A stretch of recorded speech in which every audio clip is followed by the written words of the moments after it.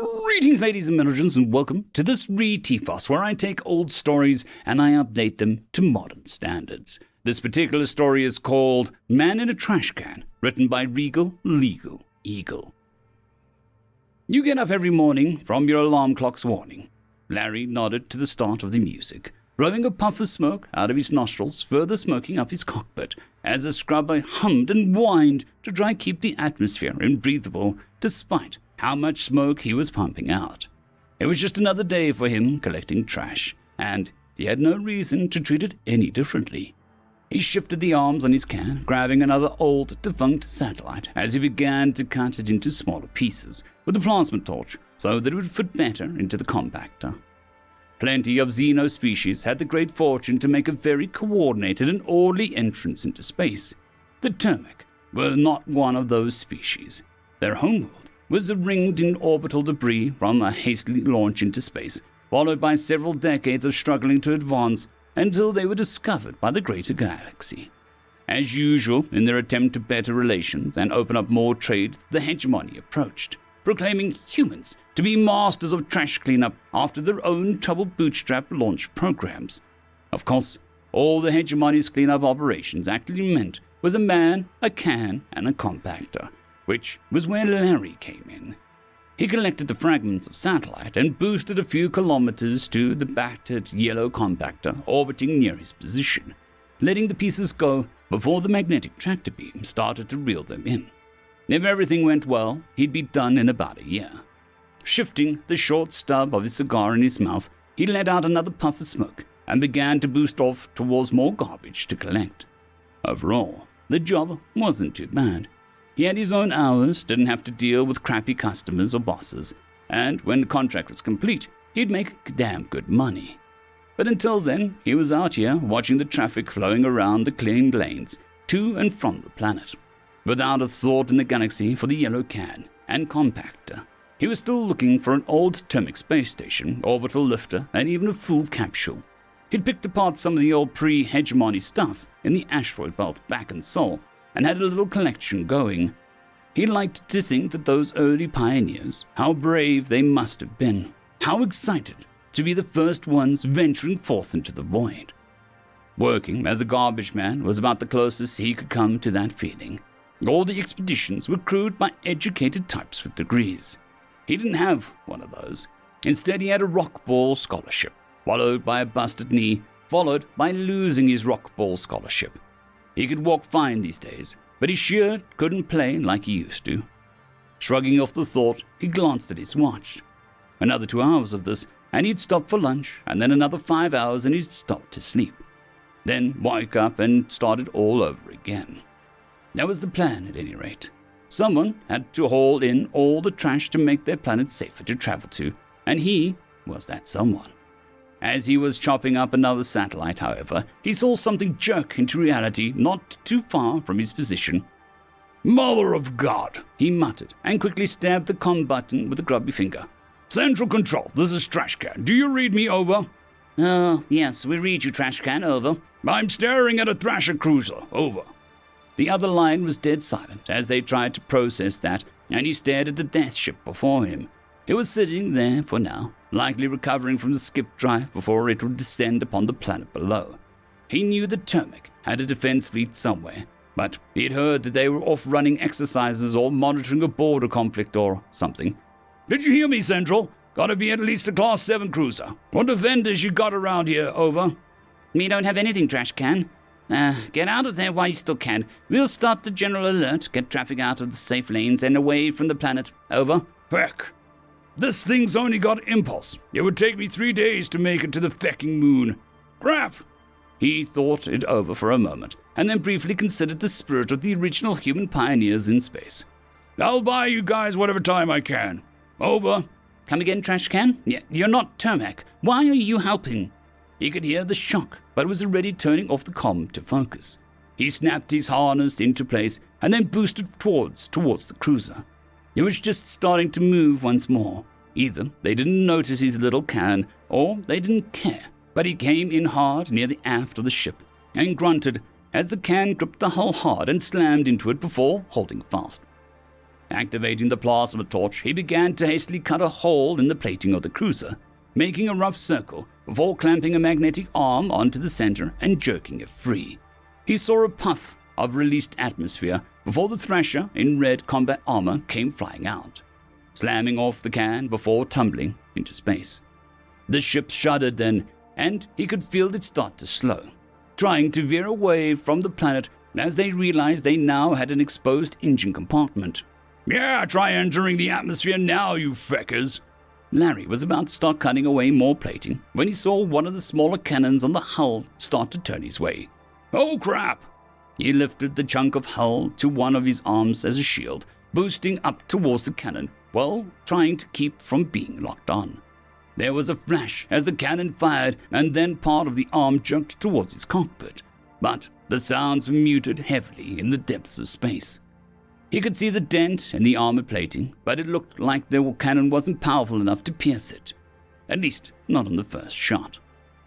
He juked the can left and right to make it harder for the gunners to get a lock, thinking back on his days racing across the rockball field. Of course, back then, the other enforcers weren't shooting at him.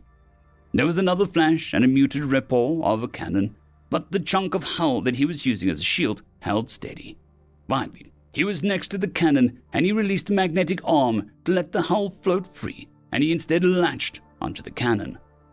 The plasma torch quickly cut through the barrel of the cannon before he began to cut a hole on top of the cannon, yanking the plating free as he saw another puff of released atmosphere and another Thrasher go tumbling off into the void.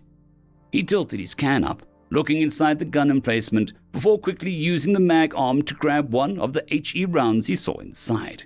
There was a much bigger cannon just ahead of him down the hull. He saw it aiming up before a much bigger flash of light made him grunt and blink away spots in his vision. Looking past the gun, he realized that they were firing on civilian traffic, trying to free him. "Not today, you feckers!" Larry growled out and began to boost towards the bigger gun. He didn't see any smaller turrets able to focus on his little trash can, which was nice. As he made it to the bigger gun, he latched onto the base just in time for there to be another bright flash, this time able to hear the gun firing more clearly. If he simply popped open the big gun, they could likely get it working again. So instead, he moved the trash can up to the barrel, jamming the HE round into it and hastily welding it into place, praying that they couldn't tell. He was just turning to boost away when he heard a plink, plink crack and saw a crack in his cockpit before the smoke began to get sucked towards it. "Oh crap!" He spat his cigar out, reaching back to grab his helmet, which he hastily jammed onto his head, sealing up his suit. Once he was sealed in, he slapped the emergency vent and released what little oxygen he still had in the cockpit before the glass shattered under the pressure. Looking outside, he saw Thrashers on the hull with rifles firing at his can. He could hear the plinking noises as he began to see warning lights flash. He was pushing away from the side with the sabotage turret, trying to get behind the cruiser's conning tower. The explosion was more felt than heard as his can suddenly tumbled and the galaxy spun around him before his can slammed into the base of the tower. Groaning at the force of the impact, he unfastened his harness and grabbed the emergency oxygen tank in his cockpit, snapping it into his back, hearing the magnets guide it into position. Then he grabbed a handheld torch and pumped the hatch before pulling himself free. It wasn't often that he was out in the darkness himself, but here he was now clinging to his wreck on the hull of the Thrasher cruiser. The larger cannon he'd sabotaged had been blown completely free, and he could see more dead Thrashers bouncing off the hull, taken out by the blast. Looking up the conning tower, he began to climb it, seeing the civilian traffic far in the distance fleeing the now wounded cruiser. He wasn't sure what else he could do, but he promised to buy them as much time as he could, and that's what he would do. As he climbed the conning tower, he stopped just beneath the bridge. He slipped around the back and then carefully made his way to one of the side windows. They hadn't sealed them for combat for some reason, probably because the Thrashers loved watching their victims die in real time. Sadistic bastards. There was 5 inside the bridge, and they hadn't seen him yet. 2 were arguing while others manned the terminals. He looked down at the torch in his hand for a moment, and then nodded. Quickly lowering his face shield to protect his eyes, he turned the torch on. Seeing them all snapped their heads around as he began to cut a circle in the steel glass viewport. He had just finished before he gave them the finger and smashed the circle with his elbow. This time, instead of a small puff, a steady stream of atmosphere began to get sucked out into space, and one of the thrashers with it yet again. Then another. He could see one of the others gripping the console, reaching for some sort of switch, before finally the metal plating began to slide down over the viewports. A third thrasher was just getting sucked out as the metal cut the Xeno in half, and Larry watched quickly crystallizing blood droplets spray out the remains. Down below he saw more thrashers start to exit the airlocks, rifles in hand, and knew that it was time for him to go. He climbed on top of the conning tower and looked around for anything he could possibly see. Off the distance, in a clutter of orbital debris, he saw a circle. Circles were rare. He couldn't be sure about it, but he didn't have a choice and jumped as hard as he could before letting his momentum take him away from the cruiser, before he activated the suit's nav thrusters. Watching the fuel gauge very carefully, he had to avoid some of the debris until he got closer to the circle. It was a station. Now to see just how lucky he was, he straightened his approach and slowed down with his thrusters as he got to the airlock. All the writing was in Termic, but he learned enough to get the job done. Twisting the emergency release, the outer door opened with a grinding wheeze before he slipped inside, before using the manual crank to get it closed. That done, he had to pull his oxygen tank free of his back and release just enough for the old computer to figure out the atmosphere was nearly equal. He saw the green light on the panel and cranked the inner door open before he slipped inside and shut it behind him. That done, he pulled his helmet free and began to laugh. The entire incident had taken him about 20 to 30 minutes, and here he was, likely in his final resting place. He finally stopped laughing and looked at one of the panels to check the oxygen level in the station. He had maybe 5 hours if he took it slow. But what then? What were the chances anyone knew where he was? The cruiser was still out there, and while he'd done damage and slowed it down, it was still active. He shrugged. He'd done all he could. Pulling a cigarette out of one of his pockets, he chomped part of the end off, spitting it out before gripping the cigar with his teeth and pulling out an old lighter. He loved the distinct clink it made before he snapped the flint and began to puff away to get the cigar going. It probably wasn't a good idea to cut down his oxygen supply by smoking, but he was dead anyway, right? Once he had the cigar going, he wandered through the station to find another terminal and smiled as he found it.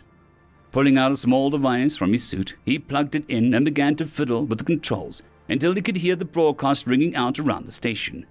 It started with a guitar, then drums, and then finally, living easy, living free, season ticket on a one-way ride, asking nothing, leave me be, taking everything in my stride. Don't need a reason, don't need a rhyme, ain't nothing that I'd rather do. Going down, party time, my friends are gonna be there too. Then he began to sing along with the chorus. I'm on a highway to hell, on the highway to hell, highway to hell, I'm on a highway to hell. End of story.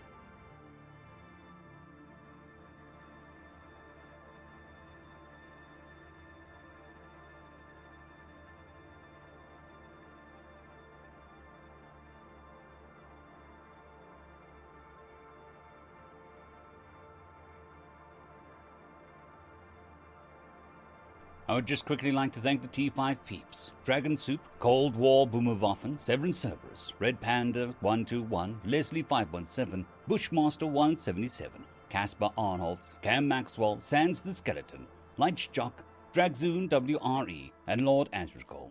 Thank you very much.